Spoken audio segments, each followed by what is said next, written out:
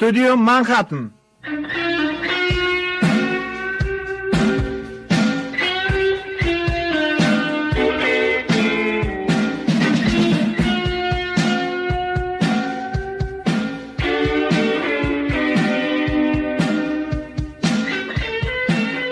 На вълните на Радио Свободна Европа имате възможност да слушате единственото подготвено и излъчвано от Нью-Йорк предаване на български език. Студио Манхатън. Следващите 50 минути пред микрофона с вас ще бъде Рафаел Казаков.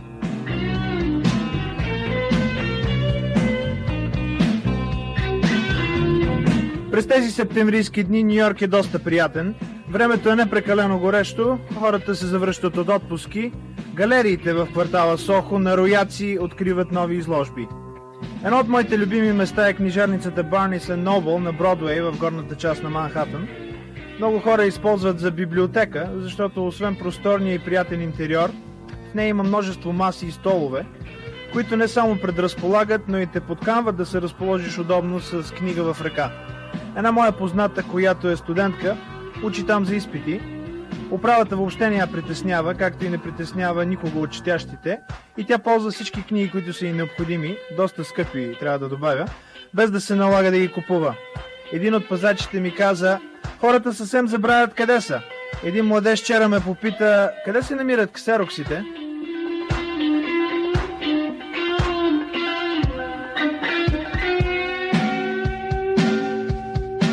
Манхатън е мястото, където е трудно да очудиш някого с каквото и да било.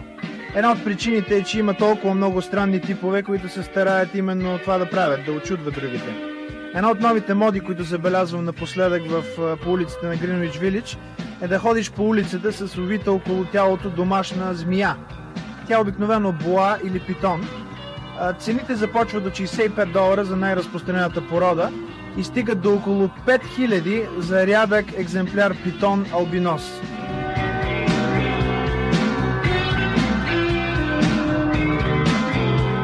Онези, които не се нуждаят от последния крясък на модата в Нью-Йорк, могат да отидат тия дни в клуба Tramps и да видят Чък Бери. За слушателите, които се чудят, да, същия он е Чък Бери, който се слави като първия рокаджия преди Елвис Пресли. Той не само е жив, мисля, че е на около 76 години, но и продължава да свири класически рок.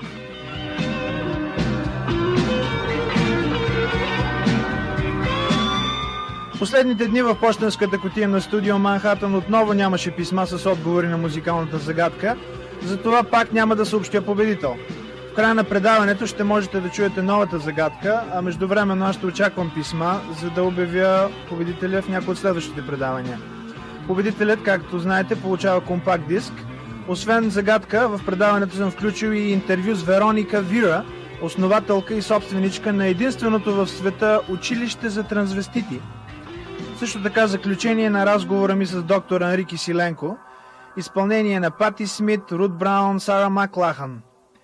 Обикновено в началото и края на предаването съобщаваме адреса на студио Манхатън, така ще направя и днес.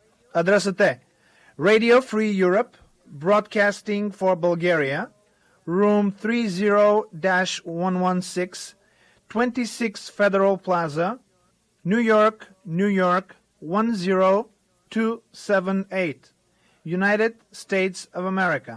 И на български език: Радио Свободна Европа, предавания за България, офис номер 30-116, 26 площад Федерален, Нью Йорк, Нью Йорк, код 10278, Съединени Американски щати, и естествено всякакъв вид кореспонденция до предаването трябва да е адресирана на английски език. Темата, която следвам, ме затрудни малко с превода си. Имам предвид най-странното училище, за което поне аз съм чувал. То се казва Miss Vera's Finishing School for Boys Who Want to be Girls. Моят приблизителен превод е училището на Мис Вира за етикет и обноски за момчета, които искат да бъдат момичета. Студентите са мъже, които чувстват в себе си нуждата поне за кратко да бъдат или поне да изглеждат като жени. За тях Вероника предлага дисциплини като основи на флирта, гримиране, как да споделяме жената в себе си с партньора си и посещение на козметичен салон. Когато разговарях с Вероника, първо трябваше да си изясня някои принципни въпроси, преди да стигна до учебните предмети и историята на училището. Като например, какво представлява кросдресинг, обличането в дрехи на противния пол? Признак за хомосексуализъм ли е непременно то? No, most of the students who come here don't identify as homosexual. Most of them will say, in my daily life, I'm heterosexual. Не, повечето от студентите тук не са хомосексуалисти. Повечето от тях казват, във всекидневния си живот аз съм хетеросексуален. Когато се преоблека, обаче всичко е възможно. Понякога те са по-склонни за експерименти, понякога не. Едно от нещата, на които аз ги уча в моето училище, е, че границата между хомо, хетеро и бисексуалност е много размита и неясна, особено когато говорим за света на личните фантазии.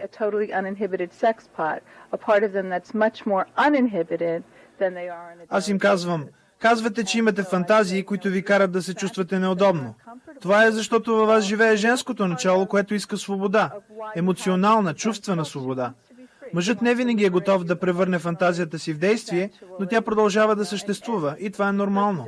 Една от чертите на хетеросексуалния човек е, че у него съществуват бисексуални фантазии. Part of who we are as heterosexual human beings is that we have bisexual fantasies.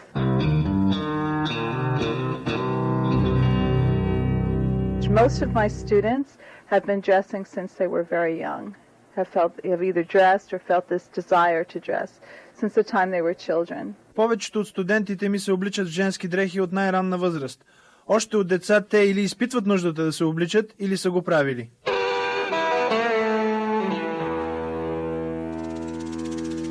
Yeah, many of the people who come here have never seen themselves. Така или иначе обаче, повечето от мъжете, които идват тук, никога не са се виждали напълно преобразени, с перука, хубав грим и всичко останало. Когато за пръв път се видят в огледалото напълно преобразени, за тях това е един много вълнуващ момент, защото в този миг те са изправени едновременно пред своя най-голям страх и своята най-голяма мечта, събрани в едно.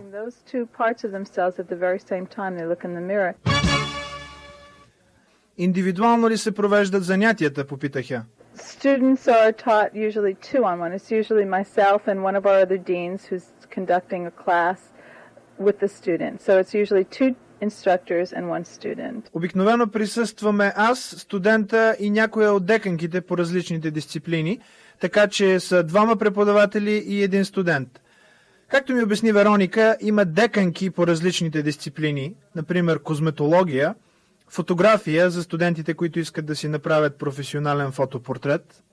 Има деканка по високите токове, както и деканка по танци.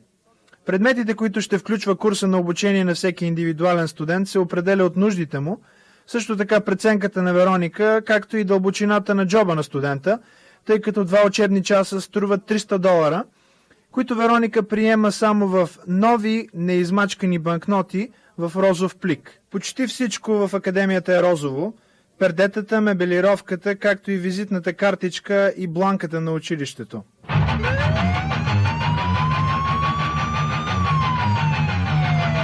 Body count. Намирам се в будуара на мис Вероника Вира, будуар, който е всъщност класната стая на академията, която тя притежава. Първото в света училище по трансвестизъм. Вероника е жена с опит и неопределена възраст, 40 и кой знае колко години. Тя е работила на Уолл Стрит, била е актриса в порнофилми, публикувала е стотици статии в популярни секс писания, пише 2 книги, за които преговаря в момента с издатели, изнасяла е лекции по сексология в университети като Йейл. Сред многото й занимания в момента обаче, академията идва на първо място. След като доста списания, телевизионни и радиостанции в Нью-Йорк писаха и говориха през последната година за тази академия, телефонът на Вероника не спира да звъни. Обаждат се естествено само мъже, момчета, които искат да бъдат поне за малко момичета. Такова е името на училището. Вероника спомена, че повечето от студентите гледат на себе си като на лесбийки.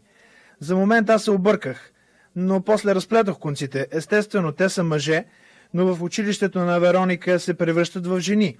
Тъй като обаче продължават да харесват жени, гледат на себе си като на лесбийки, защото противоположния пол се е превърнал в същия пол. Right. That's how the lesbianism works, yeah. Because when they get dressed in their female clothing, Да, така става трансформацията. Когато те се превърнат в жени, те искат да убедят и другите в това. Тяхната цел е да бъдат приети като жени. Някои студенти носят в себе си това желание постоянно, но за повечето това е една фантазия, мечта, много силна мечта, но все пак мечта.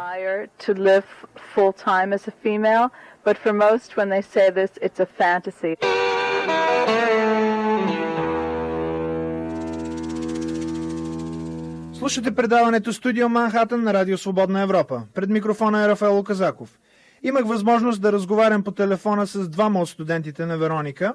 Един от тях е Джейми Сиси Рибън. Това не е истинското му име, а името на женската му персона. No, I definitely prefer women. I'm not attracted to men, but I just... Определено харесвам жени. Мъжете не ме привличат. Когато се преоблека, това не е изява на сексуално желание. Просто искам да се преобразя в колкото се може по-женствено, привлекателно и секси същество. Отначало се обличах като уличница, но постепенно смених персонажа си и започнах да се превръщам в кукличка. Колкото се може по-сладка, привлекателна и женствена. As cute and pretty and non-threatening and just as feminine as I possibly can be. Попитах Вероника защо предимно мъже искат да отидат на отсрещния бряг, така да се каже, а по-малко жени искат да се превърнат в мъже. Well, I think we have a lot more freedom in our clothing and things, choice of things to wear. Мисля, че ние жените имаме доста по-голяма свобода в облеклото. Можем да носим, например, панталони и никой не обръща внимание, въпреки че на времето е било скандално. Лично аз виждам моята академия като обратната страна на феминизма. Когато ние жените осъзнахме нуждата да излезем от будуара и влезем в заседателната зала, беше създадено женското движение. Но днес мъжете също чувстват нужда от уравновесяване. Част от тази нужда се изразява в това да си по-пасивен, да те глезят, харесват и ухажват. Това е нужда, която мъжете никога не са имали възможност да удовлетворят. Нужда, която е обратната страна на това, за което предизвика феминизма. Моят феминизъм за това е: за всяка жена, изгорила сутиена си, има един мъж готов да го носи.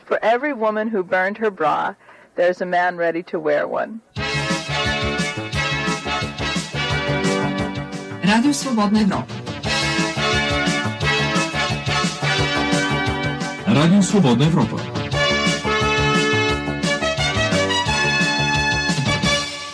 С училището на Вероника ще продължа в следващото предаване. Сега ви предлагам заключението на разговора ми с Енрики Силенко, български лекар и писател, който живее тук в Ню-Йорк.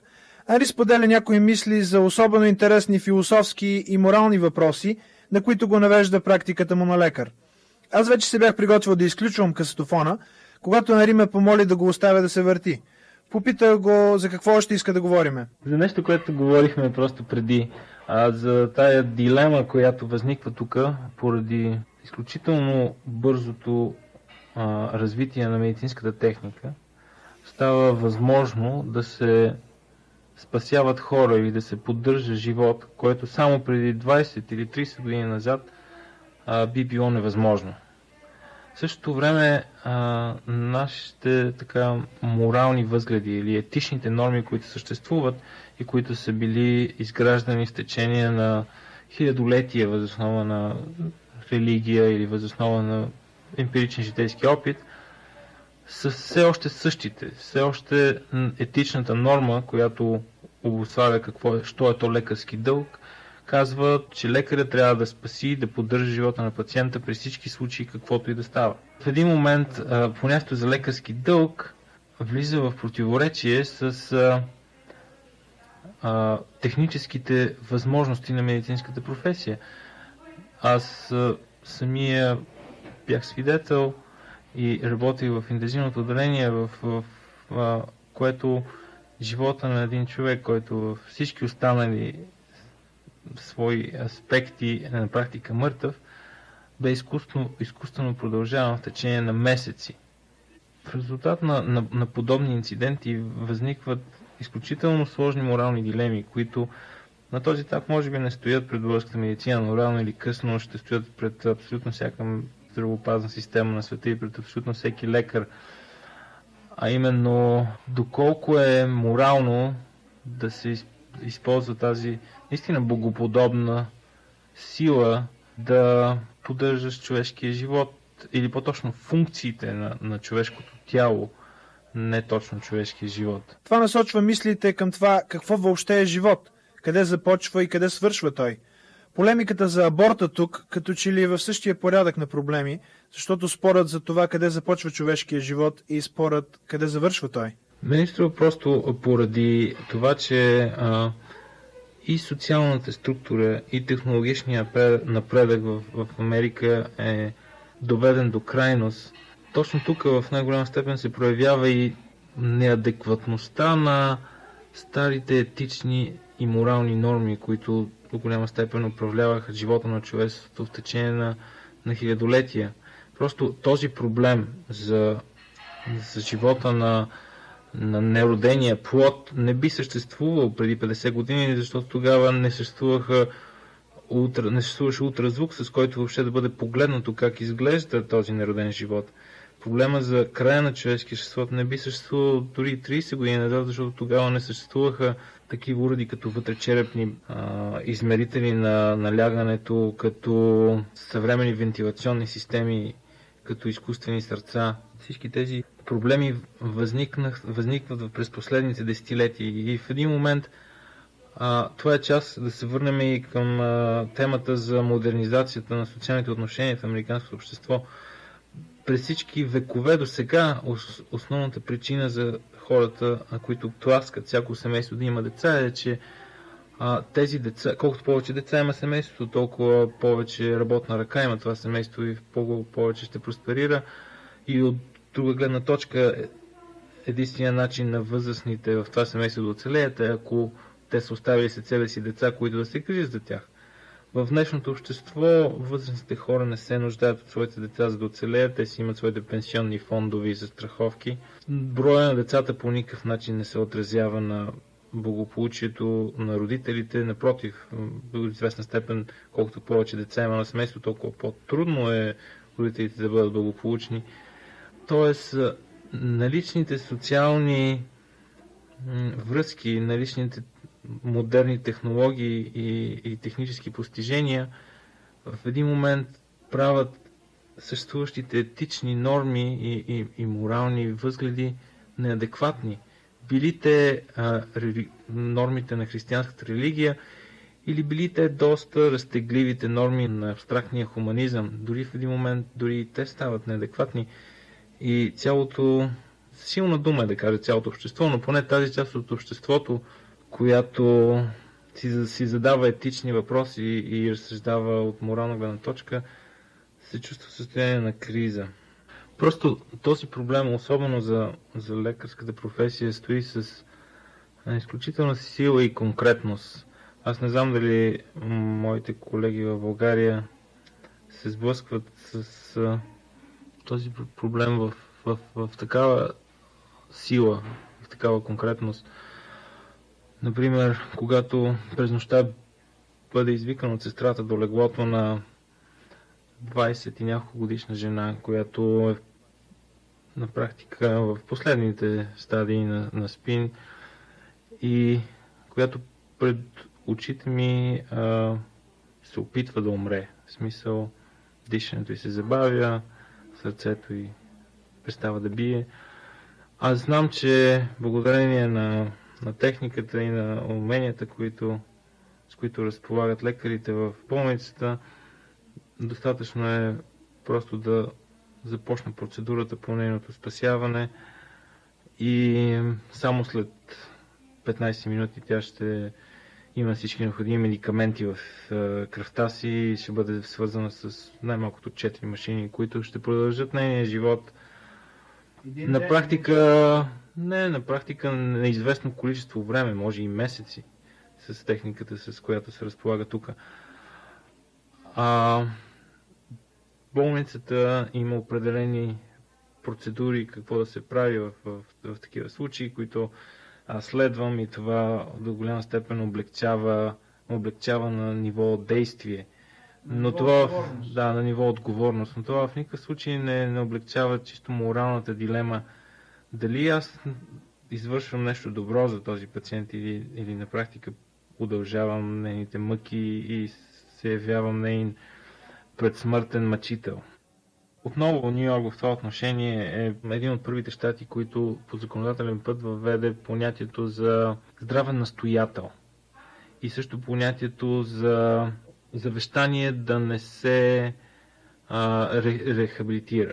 При живе човек може да определи някой свой приятел или роднина като свой настоятел, който вместо него да взима решение тогава, когато човек не е в състояние да взима решение относно живота си, като той предварително запознава този свой настоятел със своите желания, в случай, че се намира в такова безпомощно състояние.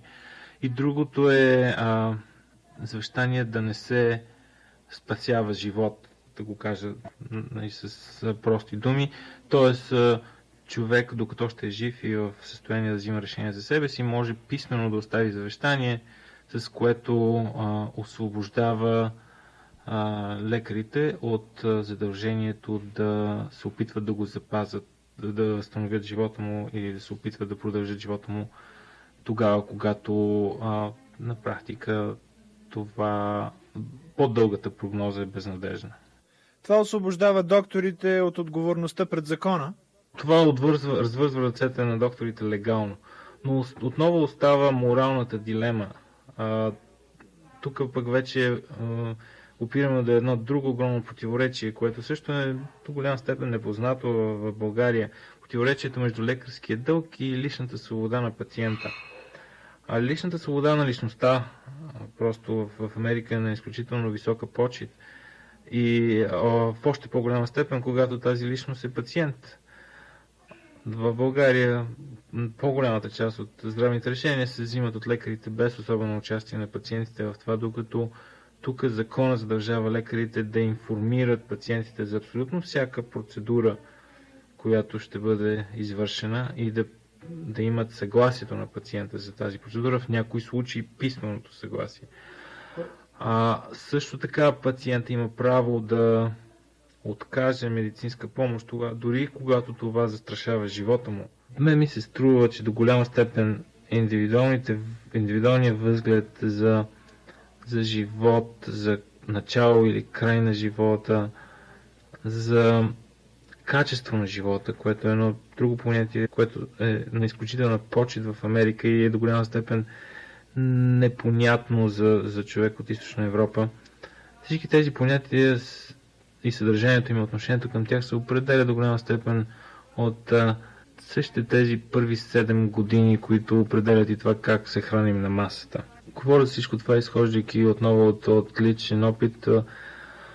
В един момент в моята работа бях част от етичен комитет, който обикновено се свиква в болницата, когато трябва да се вземе решение относно живота на даден пациент, който няма близки родственици и самия той не е в състояние да вземе решение, тъй като е в безсъзнание.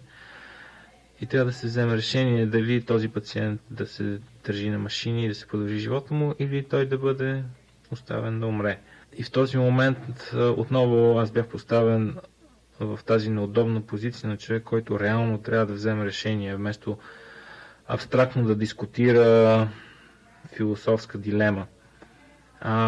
И Малко богоподобна дейност. Трябва да дадеш но в този момент, в който аз трябваше да кажа да или не, просто да или не, аз осъзнах, че за да взема решение, всъщност се обръщам назад и гледам как е умрял моя дядо, как е умрял моя прадядо, какво би искал моя дядо в този момент. Основната тема в основния довод се изказваха беше, че пациента няма никакво качество на живота, той е вързан на леглото си, дори да възстанови съзнание, никога няма да може да функционира на предишното си интелектуално ниво и че практически неговото качество на живот е загубено. В този момент аз просто си спомних всички тези 10 братя, които моя дядо е имал с техните семейства, жени и деца и така нататък, които са загинали в Първата, Втората световна война, в хилядите социални катаклизми, които са минали през Източна Европа през този век. И изведнъж съзнах, че понятието качество на живота е абсурдно, поне за мене. Тъй като повечето хора, които са съществували преди мене, са били доволни, че са живи въобще. Че имат живот. Че имат живот. Живота сам по себе си като че ли е ценност поне за хората в Източна Европа, чиято история е една постоянна редица от социални катаклизми. И това имах предвид, като казах, че когато нещата опрат до решаване на въпрос на лична основа, всеки го решава въз основа на първите си 7 години от живота си.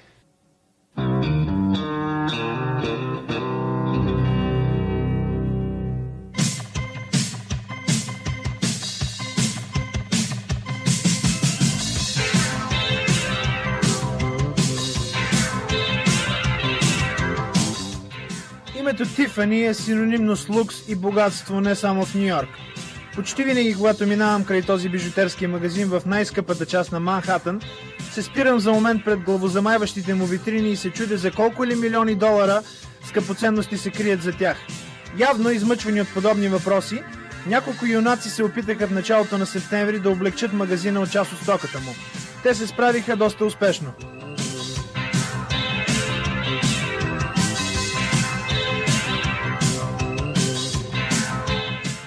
Обира протече като добре отрепетиран етюд. Бандитите набързо се справиха с уж супер електронната защита на магазина, вързаха 4 пазачи и отнесоха скъпоценности за 2 милиона, без да бъде задействана алармената система, безшумно и без никакви пострадали. Нюйоркската полиция веднага се усъмни, че са действали вътрешни хора. Към тези съмнения отвеждаше и факта, че след като си бяха свършили работата, бандитите бяха взели със себе си видеокасетите от камерите на системата за охрана на магазина. Явно бяха действали хора наясно в детайли с устройството на магазина.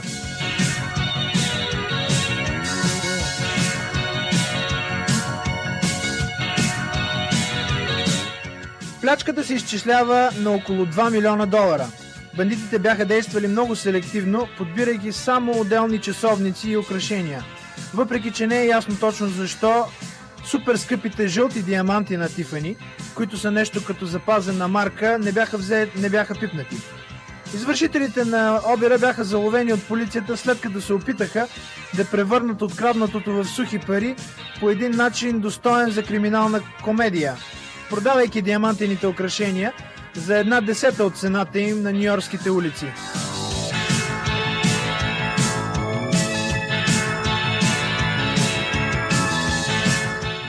С този глуповат аматьорски ход те развалиха впечатлението, което произведоха с професионално изпипания обир. На улиците на негърския квартал Харлем, минувачите са имали рядката възможност да си купят перлена огърлица за 10 000 долара, само срещу 200. Един гражданин се обадил на полицията, за да ги извести за тази улична разпродажба. В резултат на това бяха арестувани 6 души, които по всичко личи са отговорни за бижутерийното увеселение. Един от тях, Скот Джаксън, е началник на охраната на магазина, а други двама са негови братовчеди. Вечерта преди обира Джаксън се обадил, че е болен и че няма да дойде на работа. Вербованият обаче от него друг нощен пазач пуснал братовчедите, които завързали охраната и си свършили работата на спокойствие. Други двама съучастници е трябвало да пласират ограбените бижута. Вече казах как са го сторили.